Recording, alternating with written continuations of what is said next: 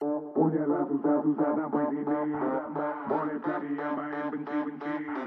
Jagalah pokoknya aku tanti. Assalamualaikum dan salam sejahtera semua murid-murid. Baik, kita sambung lagi topik kita berkenaan dengan mikroorganisma ni. Kali ni kita nak lihat ciri bakteria. Okey, tanpa membuang masa lagi, jom kita lihat buku teks, muka surat, sambungan muka surat 12. Okey. Ini 12 dan 13 Kita lihat ciri bakteria. Muka surat 12 dulu. Okey, kita tengok ciri yang pertama, saiz dia. Okey. So, saiz bakteria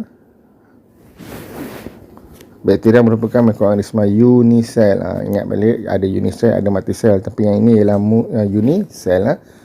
Berukuran antara 0.2 mikrometer hingga 10 mikrometer. Okey, so dia kata sini lagi, bakteria dapat dilihat melalui mikroskop cahaya kuasa tinggi. Okey, kuasa rendah mungkin tak boleh dapat dilihat lah. Okey. So, terus kepada bentuk. Okey. Penamaan dan pengelasan bakteria adalah berdasarkan bentuk asas bakteria. Okey. Iaitu sfera, bentuk sfera. Okey, coccus.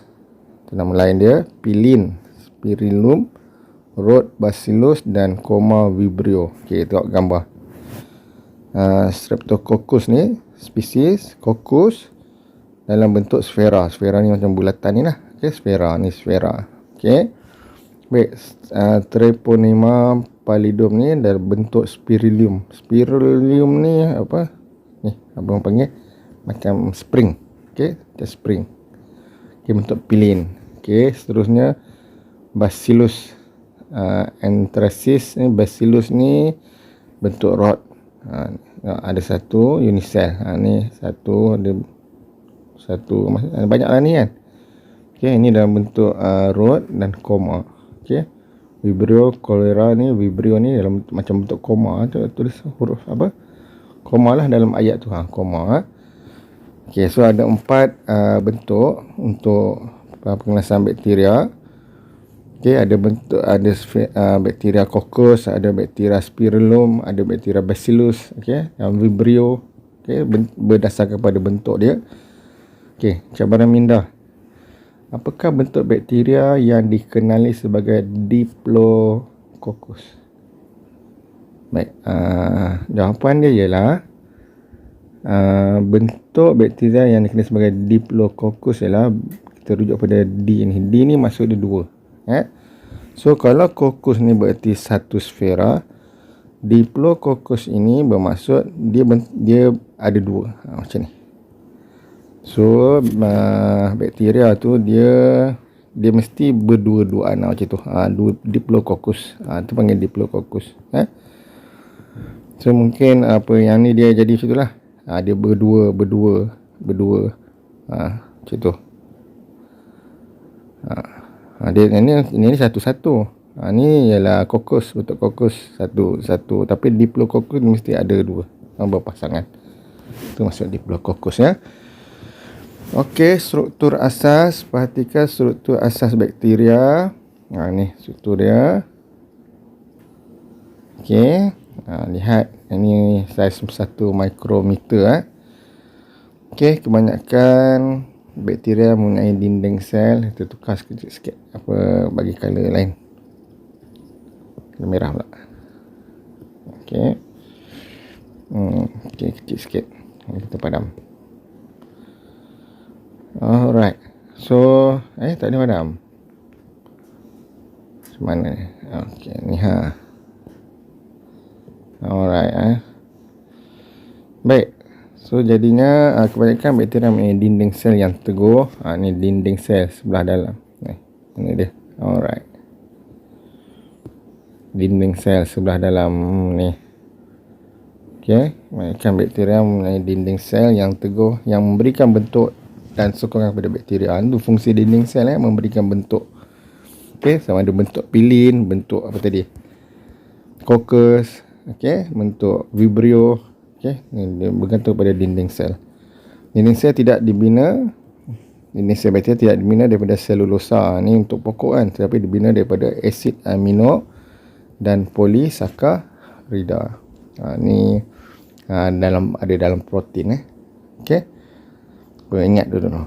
Setengah bakteria mempunyai ini ialah struktur asas lah. Okey. Setengah bakteria mempunyai kapsul yang melindungi dinding sel. Okey, dekat luar dinding sel ni ada kapsul pula. Setengah yang ni ada nampak. Okey. Ada satu kapsul yang melindungi dinding sel. Setengah bakteria pula mempunyai struktur rambut halus yang dikenali sebagai pili. Tu ingat tak kita belajar pasal paramecium dulu. So dia ada macam silia, bulu-bulu halus. Tapi bakteria kita panggil sebagai pili. Okey, yang membolehkan bakteria melekat pada permukaan tertentu. Kalau gambar ni tak ada lah. Okey. Tetapi ada setengah bakteria yang dia ada ni berbulu halus. Okey, nama dia pili yang berfungsi untuk membolehkan bakteria melekat pada permukaan tertentu. Okey. Setengah bakteria juga mempunyai struktur seperti ekor yang dikenali sebagai flagellum. Okey ni. Okey, untuk membantu pergerakan. So ekor dia bergerak. Ekor dia bergerak, baru dia boleh bergerak ke depan. Okey. Nah, ni struktur asas bagi bakteria. Okey, kita sambung lagi. Mana ciri-ciri yang seterusnya? Dah pergi pada muka surat 13.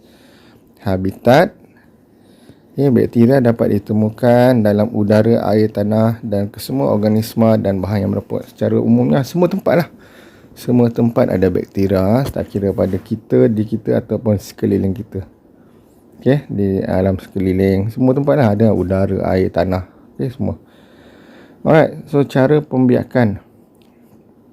Kita tahu secara asasnya, okey, pembiakan bakteria adalah secara asexual dan sexual. Nak tahu secara lebih detail, bakteria membiak secara asexual, iaitu belahan dua-dua.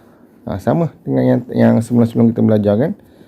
Dengan protozoa tu pun belahan dua-dua kan. Dan juga membiak secara seks melalui konjugasi. Okey, mana? Ini ialah asexual. Okey, belahan dua-dua. Daripada satu induk, memula dia punya yang kita panggil dalam dia tu nukleus dia akan membahagi. Ada dua nukleus dekat sini. Kemudian barulah sitoplasma dia membahagi. So akan jadi dua sel anak. Itulah konjugasi. Okey. Seterusnya ialah itu ialah belahan dua-dua. Tu dia. Okey. Itu ialah belahan dua-dua. Sekarang ialah konjugasi, iaitu pembiakan seks. Konjugasi ni nampak mesti ada tiub konjugasi. Okey. Dia punya macam orang kata organ pembiakan lah. Okey, pembentukan tiub konjugasi, pertemuan antara dua sel kat tiub tu. Okey, barulah ada pemindahan bahan genetik berlaku apabila sebahagian plasmid didermakan. Ni orang kata bahan-bahan macam DNA lah. DNA ataupun kita panggil apa tu? Maklumat bahan genetik. Okey. Pemindahan bahan genetik berlaku apabila sebahagian plasmid didermakan. Bahan genetik ni akan berpindah. Okey. So sel anak nanti ada dua yang sama. Okey. Sel anak dengan kandungan genetik yang sama. Alright. Okey, ini pembiakan bakteria secara seks dan aseks. Saya ulang sedikit balik iaitu melalui belahan dua-dua dan juga melalui konjugasi. Okey, ni dia bagi tahu apakah plasmid ni. Okey, plasmid merupakan gelang kromosom kecil yang mampu bereplikasi secara bebas untuk memindahkan bahan genetik. Okay, dia fungsi dia nak memindahkan bahan genetik lah kepada anak tu nanti. Okey, kita ada satu ciri istimewa kat sini. Okey, bakteria seperti Bacillus anthracis membentuk endospora. Macam tu pula kulat kan, fungi kan, supaya dapat bertahan dalam persekitaran yang ekstrim seperti kawasan terlalu panas, sejuk, kemarau dan kekurangan makanan. Endospora ialah spora yang terbentuk dalam sel bakteria Oh, dia ada dalam sel, dalam sel bakteria. Namanya permukaan pelindungan yang kuat. Permukaan pelindungan endospora ini akan pecah apabila kawasan persekitaran endospora sesuai untuk pertumbuhan dan seterusnya bercambang untuk membentuk bakteria baru. Ni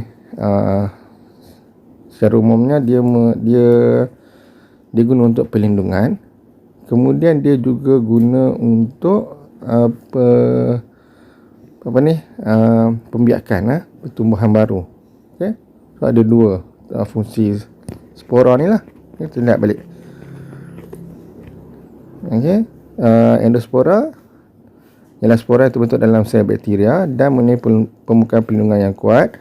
Permukaan pelindungan endospora ini akan pecah bila kawasan persekitaran endospora sesuai untuk pertumbuhan. Hasilnya untuk pertumbuhan sebenarnya bercambah untuk membentuk bakteria yang baru. Okey. Nampak tak? Okay, boleh baca. Kalau tak faham, nanti kita boleh bincang dengan guru kan. Okey, ataupun boleh tanya pada saya dalam bahagian komen. Baik, itu saja untuk bakteria. Okey, kita jumpa lagi di masa akan datang. Bye.